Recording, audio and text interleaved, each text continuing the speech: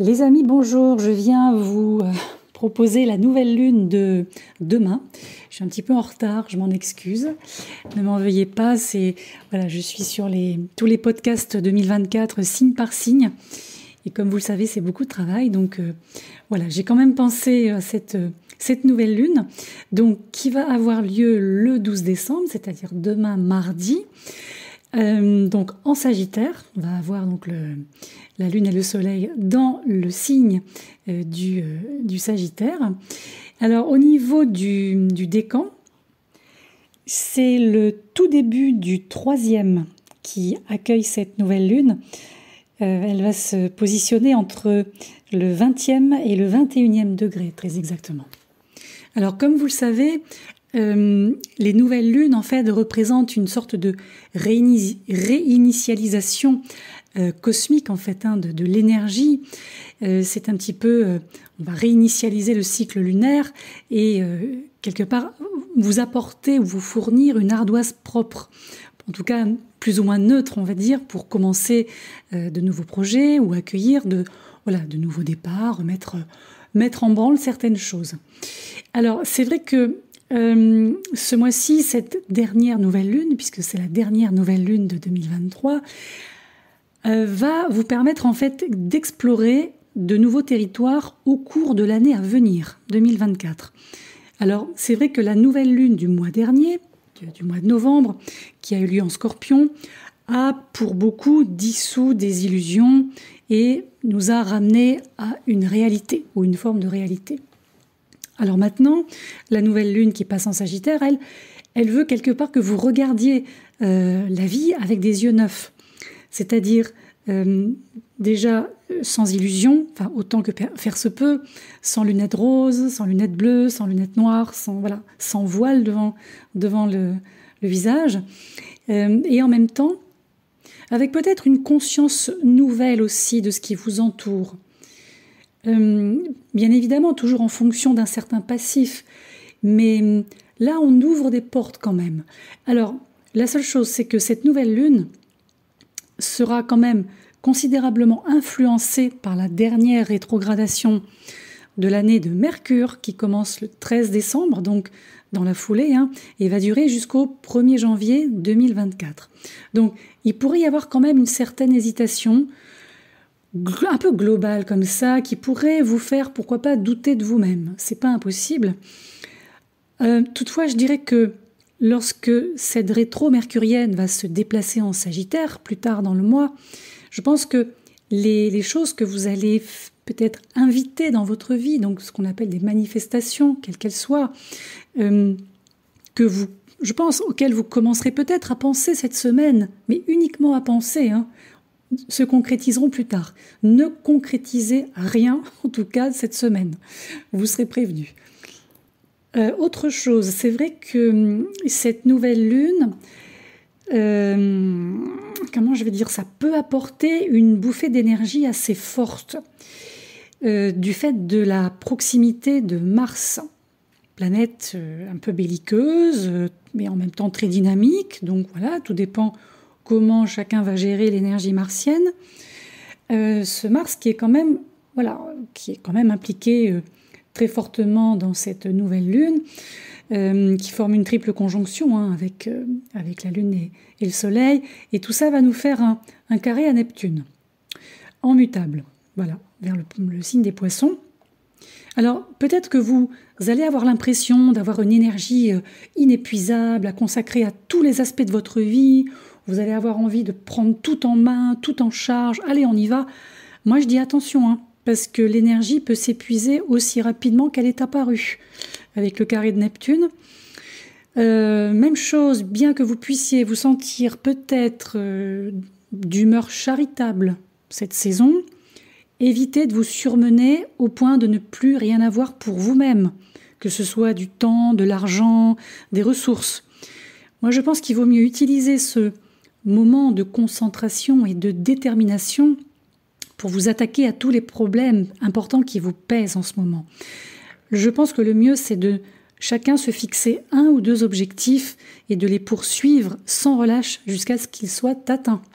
On a un très très beau Saturne là qui est toujours au premier décan des Poissons, sextile Jupiter Taureau, signe de terre, rétrograde. Ça c'est pas mal pour régler ce qui doit l'être et assimiler, mais pas dans la tête. Vous voyez, il faut assimiler les choses dans la tête d'abord, mais ensuite dans le corps, dans les faits, dans la matière, dans la situation, vous voyez. Et je pense que c'est comme ça que vous ressentirez un grand sentiment d'accomplissement vous savez, un peu comme quand on coche des cases, on se dit, bon, j'ai fait ça, c'est bon, je peux cocher, c'est réglé. C'est un peu l'idée, vous avez une liste, vous cochez les choses qui sont faites avant la nouvelle année. Et je vous dis, avec ce Jupiter qui est rétrograde, donc en Taureau, que je viens d'évoquer, alors ce Jupiter, je vous dis, est très bien aspecté à Saturne, très bien aspecté à Mercure, ouf, et opposé à Vénus.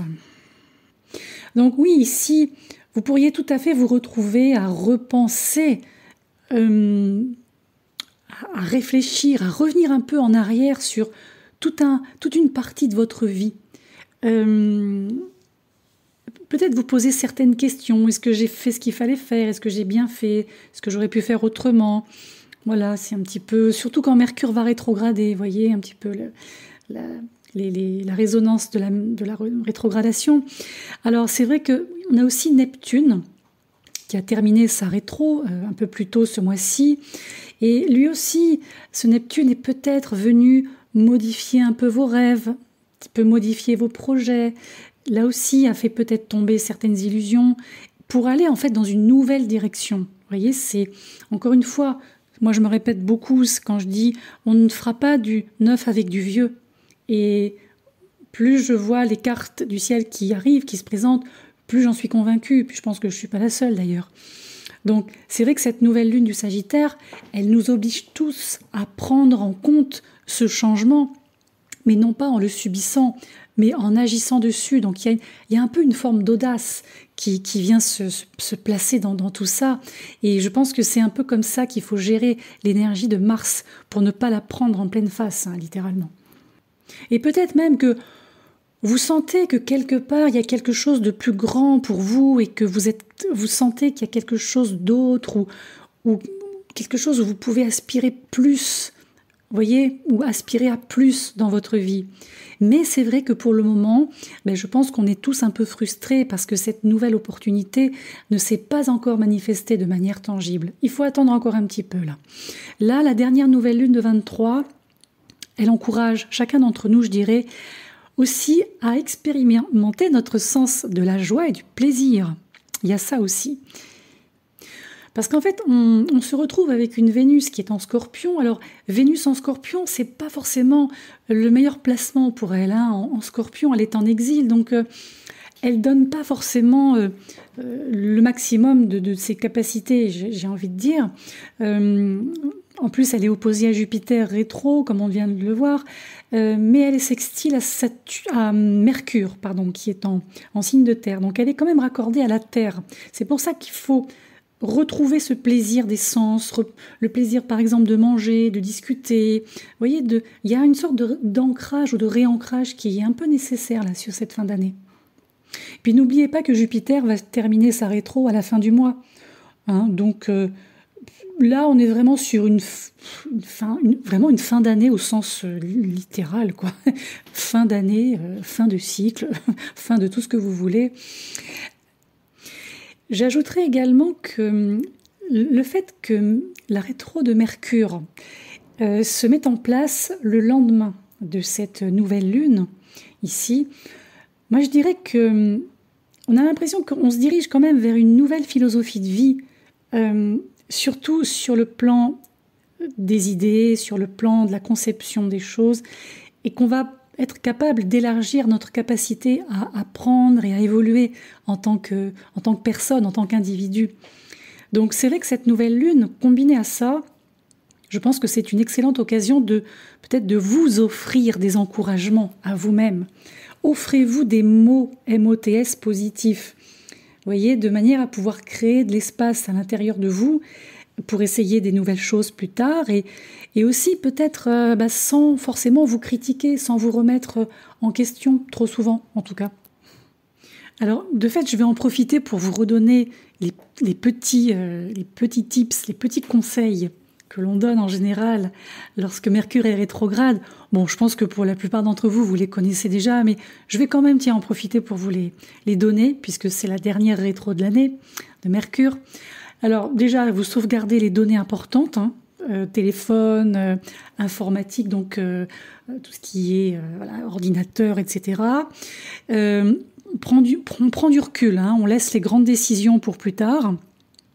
On va, comme le dit la rétrogradation, on va réviser, réfléchir, retravailler, reconsidérer, se reposer aussi. Donnez-vous aussi la permission de changer d'avis. Ne restez pas braqué sur quelque chose de définitif concernant une situation, une personne ou autre. Il faut ralentir, évidemment, y aller doucement. Pourquoi pas vous retirer un petit moment, vous replier un petit moment. Regardez aussi la vie sous un angle neuf. Ça peut être à l'envers, de l'arrière vers l'avant, en sortant des sentiers battus, vous voyez. Ça peut être aussi une période qui permet ou qui fait en sorte que vous retombez ou que vous retrouvez d'anciens contacts, d'anciens amis, des membres de la famille, des gens qui font partie du passé, en fait. Donc soyez patient, soyez flexible, adaptable, mais gardez vos options ouvertes.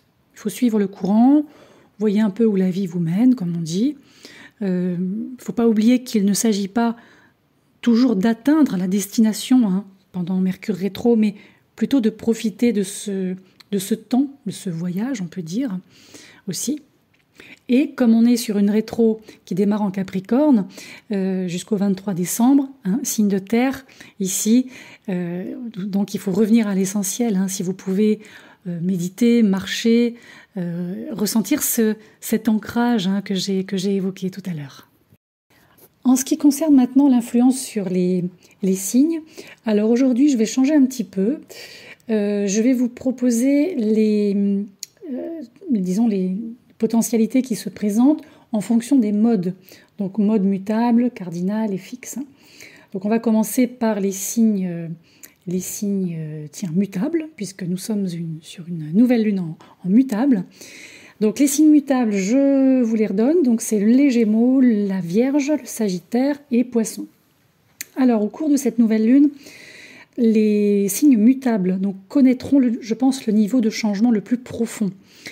L'énergie du Sagittaire ici va vous inciter ou devrait vous inciter à prendre un risque calculé et peut-être à expérimenter quelque chose cette semaine, une sorte d'expérience. Alors, je ne sais pas exactement quoi, mais tout va dépendre évidemment ce que vous vivez en ce moment.